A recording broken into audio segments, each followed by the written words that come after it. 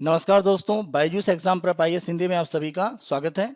आज हम आपके सामने 11 नवंबर 2022 के दैनिक क्विज प्रस्तुत कर रहे हैं, जिसमें द हिंदू, इंडियन एक्सप्रेस तथा पीआईबी को आधार बनाकर प्रारंभिक परीक्षा के प्रश्न आपको अभ्यास के लिए दिए जाएंगे।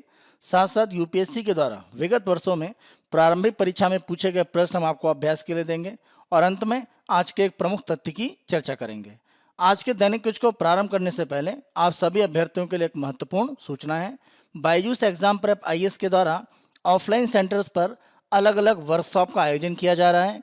ये वर्कशॉप आगामी 13 नवंबर 2022 को आयोजित किया जाएगा, जिसमें पहले भाग में आपको एक मॉक टेस्ट देना है और ये 4 से 5 बजे के बीच में सायंकाल में आयोजित किया जाएगा और इसी मॉक टेस्ट के आधार पर आईएएस का वर्कशॉप है उसका संचालन किया जाएगा 5 से 7 बजे के बीच में।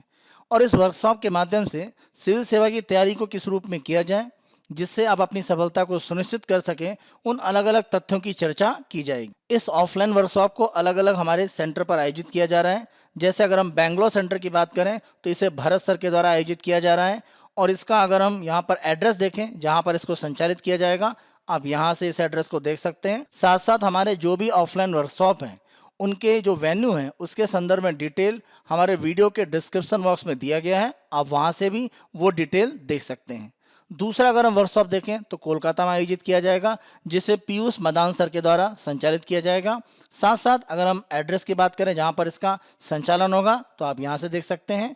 और तीसरा वर्कशॉप का आयोजन पुणे में किया जाएगा, जिसे श्रीनिवास सर के द्वारा संचालित किया जाएगा और इसके एड्रेस के संदर्भ में सूचना आपको यहाँ पर दी गई है। साथ साथ जैसा मैंने बताया कि आप वीडियो के डिस्क्रिप्शन बॉक्स में भी जो वेन्यू है अलग अलग ऑफलाइन वर्कशॉप के, उनको वहां पर आप देख सकते हैं। साथ साथ डिस्क्रिप्शन बॉक्स में जो आपको मोबाइल नंबर दिया गया है अलग अलग ऑफलाइन वर्कशॉप के लिए, वहां पर मिस कॉल देकर आप अपने रजिस्ट्रेशन की प्रक्रिया को भी संपादित कर सकते हैं।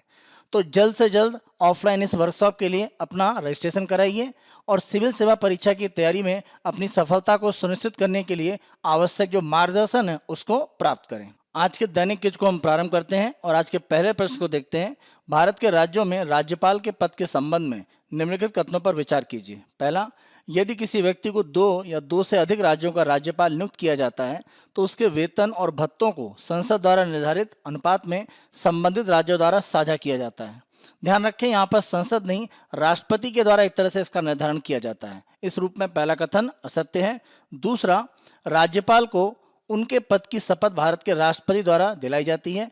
ध्यान रखें, यहाँ पर संबंधित राज्य के जो उच्च न्यायालय होते हैं उनके मुख्य न्यायाधीश के द्वारा दिलाई जाती है शपथ, न कि एक तरह से राष्ट्रपति द्वारा। और मान लीजिए अगर उच्च न्यायालय के मुख्य न्यायाधीश नहीं है तो जो भी संबंधित सबसे सीनियर एक तरह से न्यायाधीश होता है उनके द्वारा शपथ दिलाई जाएगी।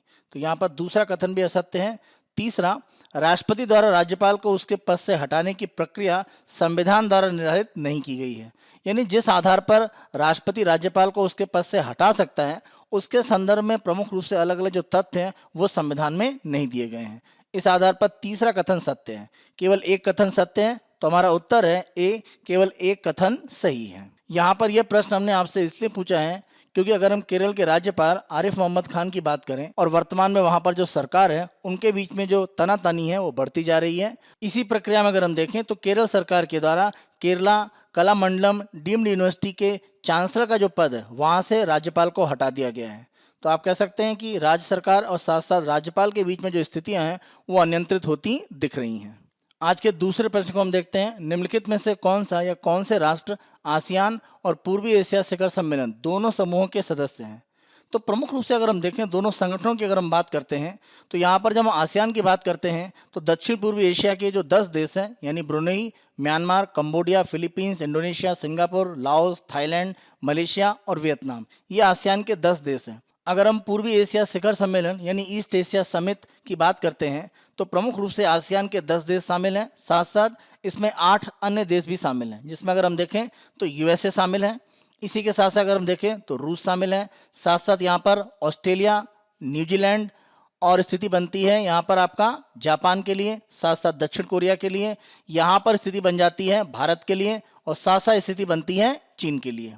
तो इस रूप में 8 देश हैं जो इसमें और शामिल हैं। तो कुल मिलाकर 18 देश हैं जो ईस्ट एशिया समिट में एक तरह से सदस्य हैं। अगर हम यहाँ पर प्रश्न को देखें कि आसियान और पूर्वी एशिया शिखर सम्मेलन दोनों में जो देश शामिल हैं तो इंडोनेशिया, लाओस और ब्रुनेई हैं। क्योंकि अगर हम दक्षिण कोरिया की बात करें तो ये केवल पूर्वी एशिया शिखर सम्मेलन का सदस्य है, आसियान का सदस्य नहीं है। यानी हमारा उत्तर हो जाता है 1, 2 और 4, यानी हमारा उत्तर है सी। यहाँ पर यह प्रश्न हमने आपसे इसलिए पूछा है क्योंकि अगर हम भारत आसियान शिखर सम्मेलन की बात करें और साथ साथ पूर्वी एशिया अगर हम शिखर सम्मेलन की बात करते हैं तो यहाँ पर प्रमुख रूप से दोनों में भाग लेने के लिए भारत के जो उपराष्ट्रपति हैं वो एक तरह से भारत का प्रमुख रूप से प्रतिनिधित्व करेंगे। और ये दोनों ही अगर हम सम्मेलन देखें तो प्रमुख रूप से इनका जो आयोजन है वो कंबोडिया में एक तरह से किया जा रहा है। और कंबोडिया में 3 दिन का जो दौरा है इसमें इन दोनों ही एक तरह से सम्मेलन में उपराष्ट्रपति के द्वारा भाग लिया जाएगा। हम ध्यान रखें भारत और आसियान के बीच में 2022 में एक तरह से मित्रता के 30 वर्ष पूरे हो रहे हैं। तो इस रूप में भारत और आसियान के बीच का जो सम्मेलन है वो काफी महत्वपूर्ण माना जा रहा है। आज के तीसरे प्रश्न को हम देखते हैं, क्रायोजेनिक्स को सबसे सटीक तरह से परिभाषित किया जा सकता है।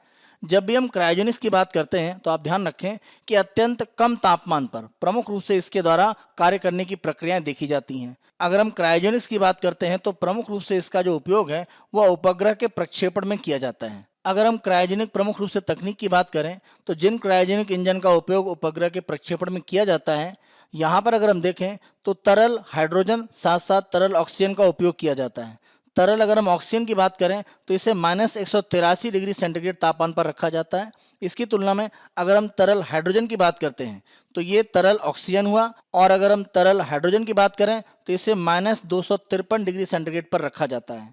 तो जो भी एक तरह से यहाँ पर ऑक्सीकारक की बात करें या ईंधन की बात करें, इनको अत्यंत कम तापमान पर रखा जाता है जिससे एक तरह से प्रक्षेपण की जो क्षमता है वो बढ़ जाती है। तो इस रूप में आप देखें क्रायोजेनिक्स का लंबी दूरी के जो उपग्रह प्रक्षेपण होते हैं उनके लिए काफी महत्व है। भारत के द्वारा भी प्रमुख रूप से अपने क्रायोजेनिक इंजन को एक तरह से विकसित करने की प्रक्रियाएं काफी तेजी से आगे बढ़ रही हैं, क्योंकि अभी तक हम प्रमुख रूप से रूस से इसे प्राप्त करते हैं। और क्रायोजेनिक इंजन अपना स्वयं में बनाकर उसका उपयोग अगर हम कर पाएं तो इसके माध्यम से लंबी दूरी की जो मिसाइल हैं वहां पर भी इनके उपयोग हो सकते हैं। इस आधार पर हमारा उत्तर है ए, अत्यंत कम तापमान पर पदार्थ के उत्पादन और व्यवहार का अध्ययन क्रायोजेनिक्स में किया जाता है। इस प्रश्न का आधार यह है कि इसरो के द्वारा जो क्रायोजेनिक इंजन का विकास किया गया है, अगर हम बात करते हैं LVM-3 यानी लॉन्च व्हीकल मार्क 3, और यहाँ पर आप देखें तो इसका जो हॉट टेस्ट है वो एक तरह से अब संपूर्ण हो गया है। तो आगे की प्रक्रियाओं में प्रमुख रूप से इसका उपयोग प्रक्षेपण में करने की जो प्रक्रिया है वो शायद अब आसान हो जाएंगी, और लंबी दूरी के जो प्रक्षेपण है और ज़्यादा भार के जो प्रक्षेपण है वो करने की स्थितियां भारत के लिए बन पाएंगी। यहाँ पर माना जा रहा है कि अगर हम LVM-3 के लिए हम क्रायोजेनिक इंजन यानी C-20 का उपयोग करते हैं तो ये जो हॉट टेस्ट पास किया गया है इसके माध्यम से LVM-3 की जो पेलोड की जो क्षमता है वो 450 किलोग्राम तक अतिरिक्त रूप में बढ़ाई जा सकती है। यानी ज़्यादा भारी उपग्रह ले जाने की क्षमता LVM-3 में एक तरह से बनेगी। आज के चौथे प्रश्न को हम देखते हैं, भारत में चाय बोर्ड के संदर्भ में निम्नलिखित कथनों पर विचार कीजिए। पहला, चाय बोर्ड एक सांविधिक निकाय है। दूसरा, यह कृषि और किसान कल्याण मंत्रालय से जुड़ी एक नियामक संस्था है। तीसरा, चाय बोर्ड का प्रधान कार्यालय बेंगलुरु में स्थित है। अगर हम चाय बोर्ड के संदर्भ में अलग अलग तथ्यों को देखें तो ध्यान रखें चाय बोर्ड भारत सरकार के वाणिज्य और उद्योग मंत्रालय के अधीन कार्य करता है। साथ साथ इसका जो मुख्यालय है वो कोलकाता में है, और इसके अगर हम प्रमुख रूप से क्षेत्रीय कार्यालय की बात करें तो उत्तर पूर्व में जो जोनल ऑफिस है वो गुवाहाटी में, और दक्षिण भारत में अगर हम देखें तो प्रमुख रूप से जोनल ऑफिस कन्नूर में है। जब हम कहते हैं कि चाय बोर्ड एक वैधानिक निकाय है तो यह सत्य है, क्योंकि अगर हम चाय अधिनियम 1953 की बात करें तो उसकी धारा 4 के अंतर्गत इसकी स्थापना की गई थी 1 अप्रैल 1954 को। वैसे आप ध्यान रखें ब्रिटिश समय में आप देखें 1903 में ब्रिटिश सरकार के द्वारा प्रमुख रूप से जो एक तरह का टी सेस है वो लगाने का बिल लाया गया था। तो टी सेस बिल लगाने का उद्देश्य ये था कि भारत से जिस भी चाय का एक तरह से निर्यात किया जा रहा था उससे कुछ धन प्राप्त करके चाय का जो व्यापार है भारत में और विदेश में उसको बढ़ाने के लिए काम किया जाता है। तो आप कह सकते हैं टी बोर्ड के संदर्भ में प्रमुख रूप से जो आधारिक स्थिति है वो 1903 में टी सेस बिल के माध्यम से रख दी गई थी। इस आधार पर अगर हम देखें तो यहाँ पर पहला कथन तो हमारा सत्य है, लेकिन दूसरा कथन और तीसरा गलत है। इस आधार पर केवल पहला कथन सत्य है, तो हमारा उत्तर है सी, केवल एक सत्य है। टी बोर्ड के संदर्भ में हमने प्रश्न इसलिए पूछा है क्योंकि वर्तमान में टी बोर्ड के जो चेयरमैन है सौरभ पहाड़ी, उनके द्वारा प्रमुख रूप से ये कहा गया है कि अगर हम टी बोर्ड के काम को एक तरह से आगे बढ़ाना चाहते हैं तो आने वाले 5 साल के लिए प्रमुख रूप से अगर हम देखें तो 1000 करोड़ रुपए की आवश्यकता टी बोर्ड को रहेगी। दैनिक क्विज के दूसरे भाग में हम यूपीएससी के द्वारा विगत वर्षों में पूछे गए प्रश्न आपको अभ्यास के लिए देते हैं, और आज हम 2019 में प्रारंभिक परीक्षा में पूछा गया प्रश्न आपको अभ्यास के लिए दे रहे हैं। प्रश्न में अगर हम देखें तो एक तरफ यहाँ पर आपको अलग अलग वन्य प्राणी दिए गए हैं और दूसरी तरफ प्राकृतिक रूप में किस क्षेत्र में किसी नदी या कोई भी क्षेत्र कहाँ पर वो पाए जाते हैं वो दिया गया है। तो आपको सही मिलान प्रमुख रूप से देखना है। अगर हम पहले की बात करते हैं नीले मीन पक्ष वाले महसीर, तो ये अगर हम महसीर की बात करें तो आप ध्यान रखें कावेरी नदी के क्षेत्र में प्रमुख रूप से ये पाए जाते हैं। दूसरा अगर हम देखें इरावदी डॉल्फिन, इरावदी अगर हम नदी की बात करें तो यह प्रमुख रूप से आप ध्यान रखें म्यांमार की प्रमुख नदी है।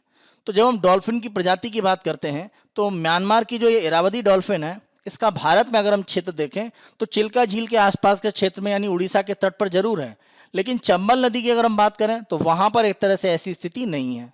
हाँ, गंगा डॉल्फिन की अगर हम बात करें तो वो आपको चंबल नदी के क्षेत्र में जरूर मिलती है। तो इरावदी डॉल्फिन अगर हम देखें तो दूसरा कथन असत्य है।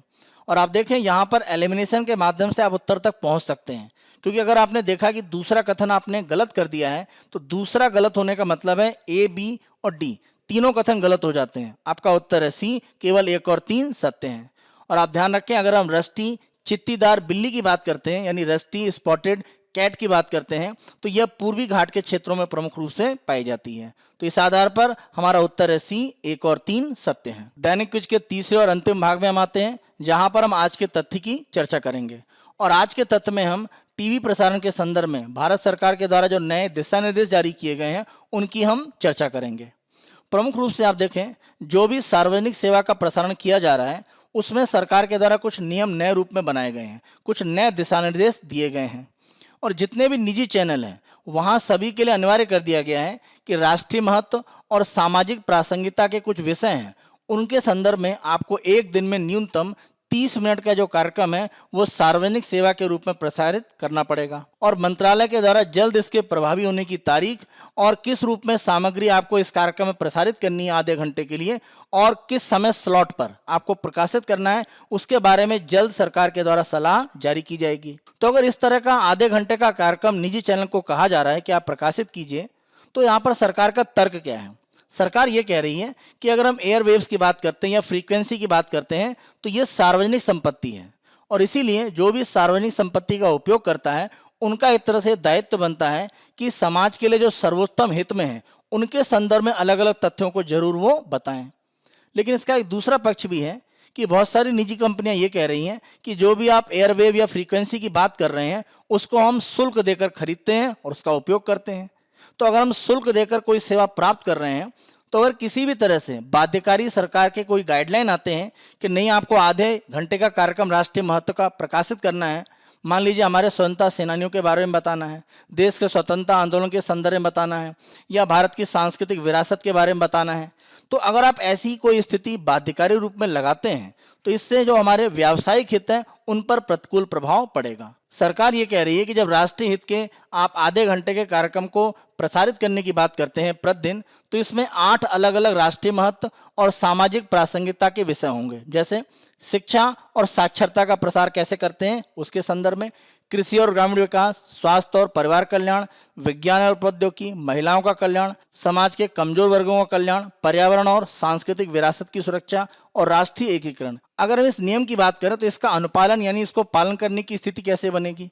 तो सरकार यहाँ पर कह रही है कि जो भी एक तरह से सामग्री प्रकाशित की जाएगी इसके संदर्भ में सरकार एक प्रक्रिया बनाएगी कि मंत्रालय के माध्यम से चैनलों की निगरानी की जाए कि वो इसको एक तरह से प्रसारित करें। साथ साथ अगर अनुपालन नहीं होता है तो उसके संदर्भ में स्पष्टीकरण मांगा जाएगा और ये भी एक तरह से कहा जाएगा कि अगर आपने अनुपालन समय पर नहीं किया तो उसके संदर्भ में आप पर कार्रवाई की जा सकती है।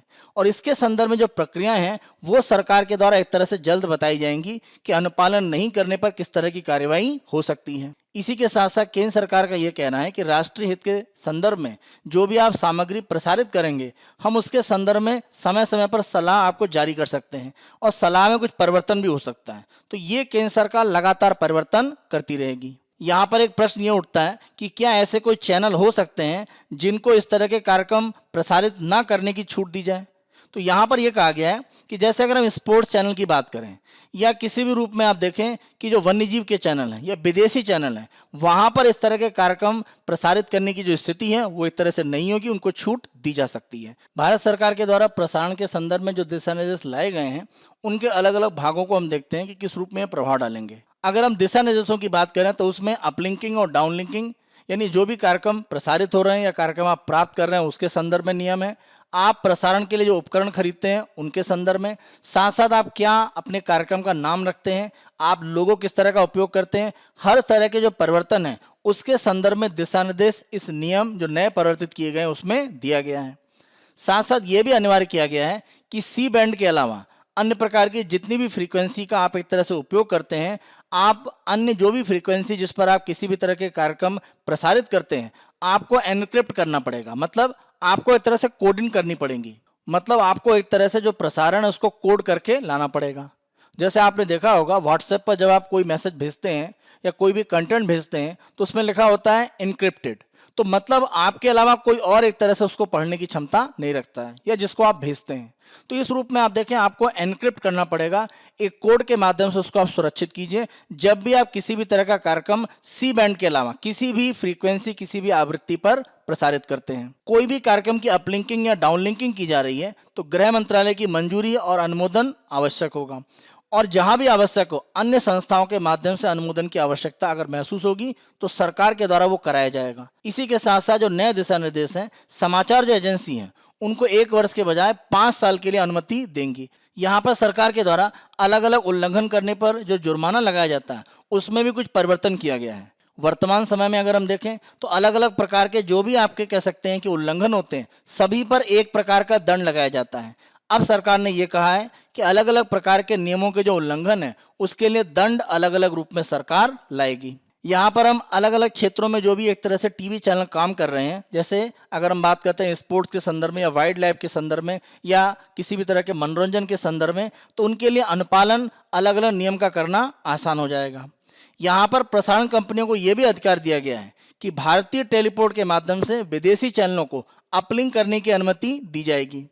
यानी अगर कोई विदेशी चैनल है तो भारत का एक तरह से जो भी आधारभूत ढांचा है प्रसारण का उसका उपयोग करके अपने चैनल के संदर्भ में कार्यक्रम को भारत या अन्य देशों में एक तरह से प्रसारित कर सकता है। तो भारत का जो आधारभूत ढांचा है वो विदेशी चैनल भी उपयोग कर पाएंगे।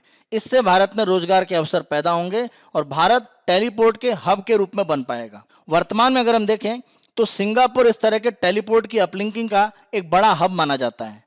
तो नए दिशा निर्देश में भारत एक तरह से ऐसी स्थिति प्राप्त करना चाहता है जहां पर भारत का टेलीपोर्ट के रूप में उपयोग किया जाए और विदेशी चैनल अलग अलग जगह कार्यक्रम प्रसारित करने के लिए भारत के आधारभूत ढांचे का प्रमुख रूप से उपयोग करें। यह हमारा 11 नवंबर 2022 का दैनिक क्विज है। आने वाले दिनों में अन्य दिनों के दैनिक क्विज हम आपको इसी तरह से उपलब्ध कराते रहेंगे। Byju's exam prep IAS Hindi को आप बहुत अधिक पसंद कर रहे हैं। अधिक से अधिक संख्या में लाइक करें, शेयर करें और अभी तक अगर आपने हमारे YouTube चैनल को सब्सक्राइब नहीं करा है तो हमारे YouTube चैनल को आज ही सब्सक्राइब करें। धन्यवाद।